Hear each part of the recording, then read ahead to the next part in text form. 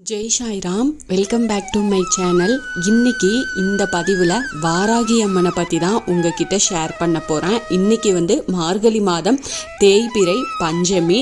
அதனால இன்னைக்கு வாராகி அம்மனை எப்படி வழிபாடு செய்யலாம், எதுக்காக, முக்கியமாக உங்களுக்கு என்ன விஷயங்கள் நடக்க வேண்டிய விஷயங்கள் இருக்கோ, நீங்கள் என்ன காரியம் நினச்சிங்களோ அதை நினச்சி இந்த வழிபாட்டு முறையை செஞ்சுட்டு வாங்க. நிச்சயமாக உங்களுக்கு நிறைய பலன்கள் கிடைக்கும். கண்டிப்பாக நீங்கள் நினைச்ச காரியம் நிறைவேறும். இந்த பதிவை ஸ்கிப் பண்ணாமல் முழுசாக பாருங்கள். நான் முக்கியமான 2 விஷயங்கள் இதில் நான் சொல்கிறேன். அது உங்களுக்கு ரொம்ப பயனுள்ள பதிவாக இருக்கும். கண்டிப்பாக 2 முறையாக தீபம் போடுறத பற்றியும் அதுக்கப்புறம் அம்பாளுக்கு மாலை சாத்துறதை பற்றியும் இதில் நான் சொல்கிறேன். அதை நீங்கள் முழுசாக இந்த பதிவை பாருங்கள். அப்போ தான் உங்களுக்கு புரியும். என்னோட சேனலுக்கு தொடர்ந்து சப்போர்ட் பண்ணுங்கள். லைக் பண்ணுங்கள், ஷேர் பண்ணுங்கள், கமெண்ட் பண்ணுங்கள். மறக்காமல் சப்ஸ்கிரைப் பண்ணுங்கள். பெல் ஐகானை கிளிக் பண்ணுங்கள். வாராகி மனித உடலும் அதாவது பன்றி முகமும் கொண்டவள், கோபத்தின் உச்சம் தொடுபவள் தான் வாராகி. ஆனால் அன்பிலே பார்த்தீங்கன்னா அடைக்கலம் அளிப்பதில் வாராகிக்கு நிகரானவள் யாருமே இல்லைன்னு சொல்லலாம். இவள் லலிதாம்பிகை, லலிதா தேவியின் படைத்தலைவியாக இருக்கிறவங்க. சேனாதிபதியாக போருக்கு சென்று வெற்றி வாகை சூடியவள். இவளது ரதம் அதாவது காற்று பன்றிகள் இழுக்கும் ரதம் தான். தமிழர்களின் பரம ரகசிய வழிபாடுகளில் முக்கியமானதும் முதன்மையானதுமாக இருப்பது நம்ம வாராகி அம்மனை பற்றி தான். பன்றி முகத்தோடு காட்சியளிப்பாங்க. அம்பிகையின் முக்கிய மந்திரியாக விளங்குறாங்க. வராகம் அப்படிங்கிறது பன்றியின் அம்சம். விஷ்ணுவின் அவதாரங்களில் இதுவும் ஒன்று. இவளுக்கும் 3 கண்கள் இருக்கு. இது சிவனின் அம்சமும் ஆகும். பைரவரின் சக்தியாக இருக்கிறதுனால வாராகி உபாசனை அல்லது வாராகி வழிபாடை செய்கிறவங்களுக்கு முக்கியமாக எதிரிகள் தொல்லையே இல்லாமல் போயிடும். கண்டிப்பாக அவங்க எந்த செயல் தொடங்கினாலும் வெற்றிகள் குவியும். அம்பிகையின் அவதாரமாக பிறந்ததுனால சிவன், விஷ்ணு, சக்தின்ற 3 அம்சங்களை கொண்டவள். எதையுமே அடக்கக்கூடிய வல்லமை படைத்தவள். சப்த கன்னிகளில் பெரிதும் வேறுபட்டவள். அதாவது மிருக சக்தியும் தேவ குணமும் கொண்ட வாராகி பக்தர்களின் துன்பங்களை தாங்கி காப்பாத்திட்டு வர்றவனே சொல்லலாம். உலகை அளவில் இருந்து மீட்டவளாக கருதப்படுறாங்க. பக்தர்கள் கூப்பிட்ட குரலுக்கு வருபவள் வாராகி. வழிபட்டால் வாழ்வின் உந்துதலையும் முக்கியமான உயிரின் உந்துதலையும் எதிரிகளையும் அன்பால் வெல்லலாம். வாராகியை வழிபட்டோம் அப்படின்னா நம்ம வாழ்க்கையில் ஏற்றம் என்பது கண்டிப்பாக கிடைக்கும். சரி, இந்த பெயரை கேட்டாலே நிறைய பேருக்கு பயமாக இருக்கும். ஆனால் அம்பால நம்ம சப்த கன்னிகள் என்னும் ஒருவரில் 5ஆவதாக இருக்கிறவர் தான் பஞ்சமி தாய். வாழ்வின் பஞ்சங்களை துரத்துபவள். அம்பிகையிடம் தோன்றி நித்திய கன்னிகள் தான் இந்த சப்த கன்னிகர். சரி, இப்போ நாம அந்த வாராகி அம்பாலோட வழிபாட்டு முறையை பற்றி நம்ம பார்க்கலாம். இன்னைக்கு பஞ்சமி திதி எப்போ ஸ்டார்ட் ஆகுது அப்படின்னா மதியம் 1:10க்கு பஞ்சமி திதி ஆரம்பமாகுது. எப்போ வரைக்கும் இருக்கு அப்படின்னா நாளை வெள்ளிக்கிழமை 1:45 மணி வரைக்கும் பஞ்சமி திதி இருக்கு.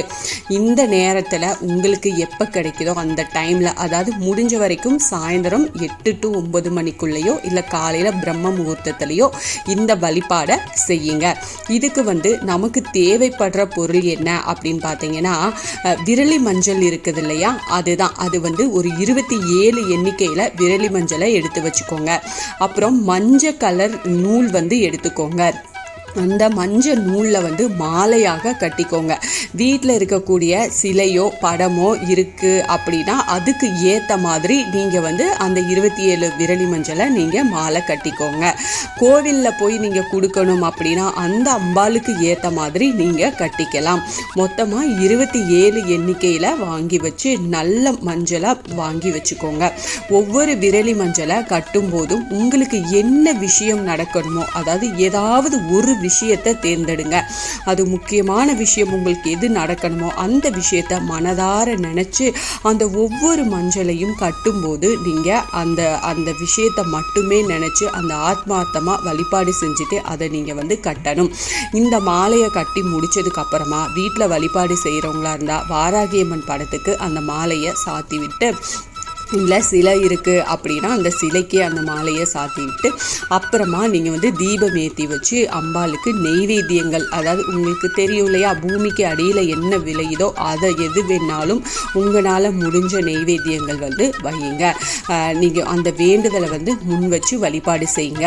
அப்புறம் வந்து தேங்காயில் வந்து தீபம் போடுங்க. கண்டிப்பாக அந்த டைமில் அந்த மாலை போட்டுட்டு தேங்காய் இருக்குது இல்லையா, அதில் வந்து நீங்கள் நெய் ஊற்றி தீபம் போடுங்க. அதுக்கப்புறம் நீங்கள் ஆலயத்துக்கு போகிறவங்களா இருந்தால் அங்கேயும் இதே மாதிரி அம்பாளுக்கு மாலை சாத்திட்டு தேங்காய் தீபம் ஏற்றி வச்சுட்டு வாங்க. அதுக்கப்புறம் விரலி மஞ்சள் மாலை வந்து சாத்தும் பட்சத்தில் மறுநாள் அந்த விரலி மஞ்சளை எடுத்து பணம் இருக்கும் இடத்துல பத்திரமா வச்சுக்கோங்க. இப்போ நம்ம வீட்டில் வந்து நீங்கள் விரலி மஞ்சள் சாத்தியிருக்கீங்க இல்லையா, அதை வந்து நீங்கள் மறுநாள் எடுத்து நீங்கள் எங்கே பணம் வைக்கிறீங்களோ அந்த இடத்துல பத்திரமா வச்சுக்கோங்க. இந்த முறையில் மார்கழி மாதத்தில் இன்னைக்கு வரக்கூடிய தேய்பிறை பஞ்சமியில் இந்த மாதிரி அம்பாளுக்கு மாலை சாத்தி வழிபாடு செஞ்சீங்க அப்படின்னா உங்களோட நியாயமான முக்கியமான வேண்டுதல்கள் வந்து நினைச்சது நடக்கும், கேட்டது கிடைக்கும். கண்டிப்பாக இதை வந்து நீங்கள் செஞ்சு பாருங்கள். இது வந்து நீங்கள் கோயிலில் போய் மாலை சாத்திட்டும் அங்கே அந்த தீபத்தை போட்டுட்டும் வாங்க. இல்லை வீட்டிலையே நாங்கள் செஞ்சுக்கிறோம் அப்படின்னா வீட்டில் வந்து அந்த 8 to 9 மணிக்குள்ளே செய்யுங்க. இல்லை இன்னைக்கு நைட்டு நீங்கள் செய்ய முடியலைன்னா நாளை காலையில் பிரம்ம முகூர்த்த நேரத்தில் இந்த வழிபாடை செய்யுங்க. கோயிலுக்கு போகிறவங்களா இருந்தால் அங்கே உங்களுக்கு கோயில் எத்தனை மணி வரைக்கும் இருக்கும் அப்படின்னு பார்த்துட்டு நீங்கள் அதை பார்த்து செஞ்சுக்கோங்க. அப்புறம் முக்கியமான விஷயம், இப்போ திருமணத்துக்காக நீங்கள் வந்து பார்த்துட்ருக்குறீங்க, பொண்ணு பார்க்குறவங்களா இருக்கட்டும், மாப்பிள்ளை பார்க்குறவங்களா இருக்கட்டும், அவங்க வந்து அம்பாளுக்கு ரோஜா பூ மாலை வாங்கி சாத்துங்க. இந்த மாதத்தில் மார்கழி மாதத்தில் வர தேய்பிறை பஞ்சமியில் நீங்கள் இந்த வழிபாடு செஞ்சுட்டு ரோஜா பூ மாலை சாத்துறீங்க அப்படின்னா கண்டிப்பாக உங்களுக்கு அம்பாள் வந்து நல்ல வழி காட்டுவாங்க. அதுக்கப்புறமா இன்னொரு விஷயம் என்ன அப்படின்னா, இதே நினைத்த காரியம் நடக்கிறதுக்காக இந்த மாதிரி தீபமும் ஏற்றுங்க. என்ன அப்படின்னா, அதுக்கு தேவையான பொருள் வந்து ஒரு பித்தளை தட்டு எடுத்துக்கோங்க. அதில் வந்து நல்ல மருதாணி இலைகளை வந்து நல்லா பரப்பி விட்டுக்கோங்க. அதுக்கப்புறமா ஒரு பெரிய அகல் விளக்கு எடுத்துக்கோங்க. நல்ல அகல் விளக்காக பார்த்து எடுத்துக்கோங்க. அதில் வந்து கிராம்பு 5 கிராம்பு போடுங்க, 5 ஏலக்காய் போடுங்க. அதுக்கப்புறமா நெய் இல்லைன்னா நல்லெண்ணெய் இது போட்டு திரி போட்டு அந்த தீபத்தை ஏற்றுங்க அம்பாளுக்கு முன்னாடி. தேங்காய் தீபம் ஏற்ற முடிஞ்சா இதை தேங்காய் தீபம் வீட்டில் ஏற்றுங்க. இல்லைன்னா இந்த மாதிரி கூட செஞ்சுக்கோங்க. ரெண்டுமே செய்யணும்னு இல்லை, இந்த ரெண்டில் உங்களுக்கு எது கன்வீனியண்ட்டாக இருக்கோ அதை வந்து நீங்கள் செய்யுங்க. இந்த மாதிரி அந்த தீபத்தை ஏற்றி வைங்க. இதே போல் நீங்கள் வந்து 5 தேய்பிறை பஞ்சமி செஞ்சுட்டு வாங்க. இது வந்து இடையில ஒரு பஞ்சமி அப்போ செய்ய முடியல அப்படின்னா அதை ஸ்கிப் பண்ணிடுங்க. அப்புறம் வந்து நீங்கள் அடுத்த பஞ்சமியை வந்து கவுண்ட் பண்ணிக்கோங்க. இதே போல் நீங்கள் அம்பாளுக்கு 5 பஞ்சமி விடாமல் செஞ்சுட்டு வந்தீங்க அப்படின்னா கண்டிப்பாக உங்களுக்கு வந்து நீங்கள் எந்த காரியத்தை நினச்சி நீங்கள் செஞ்சீங்களோ அந்த காரியம் உங்களுக்கு நடக்கும். அப்புறம் அம்பாளுக்கு தெரிஞ்ச ஏதாவது ஒரு ஸ்லோகத்தை நீங்கள் சொல்லுங்கள். எதுவுமே தெரியலை அப்படின்னா ஓம் ஸ்ரீ வாராகி தாயே போற்றி அப்படி மட்டுமாவது சொல்லுங்க. முடிஞ்சா 108 தடவை சொல்லுங்க. செவ்வரளி பூக்கள் கிடைச்சது அப்படின்னா அந்த செவ்வரளி பூக்களால அம்பாளுக்கு அர்ச்சனை பண்ணுங்க. அதே போல அம்பாலை நீங்க வடக்கு நோக்கி வச்சிருந்தீங்க அப்படின்னா நீங்க கிழக்கு பார்த்து உட்காந்து நீங்க வந்து இந்த பிரார்த்தனையை பண்ணுங்க.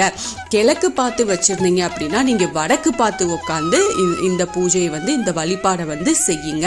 நிச்சயமா நீங்க நினைச்ச காரியம் வந்து கண்டிப்பா நடக்கும். அதுவும் இந்த மார்கழி தேய்பிறை பஞ்சமியில நீங்க ஆரம்பிக்கிறது அம்பாள் வந்து நிறைவேற்றி கொடுப்பாங்க. இந்த பதிவு உங்களுக்கு கண்டிப்பா பயனுள்ள பதிவா இருக்கும் அப்படின்னு நான் நம்புறேன். இதுல ஏதாவது சந்தேகம் இருக்கு அப்படின்னா கண்டிப்பா எனக்கு கமெண்ட்ல கேளுங்க, நான் உங்களுக்கு பதில் கொடுக்குறேன். என்னோட சேனலுக்கு தொடர்ந்து சப்போர்ட் பண்ணுங்க, லைக் பண்ணுங்க, ஷேர் பண்ணுங்க, கமெண்ட் பண்ணுங்க, மறக்காம சப்ஸ்கிரைப் பண்ணுங்க, பெல் ஐகானை கிளிக் பண்ணுங்க. இது போல எனக்கு தெரிஞ்ச ஆன்மீக பதிவுகள் உங்ககிட்ட நான் வந்து ஷேர் பண்ணிக்கிறேன். Thank you friends. மீண்டும் அடுத்த பதிவில் சந்திப்போம்.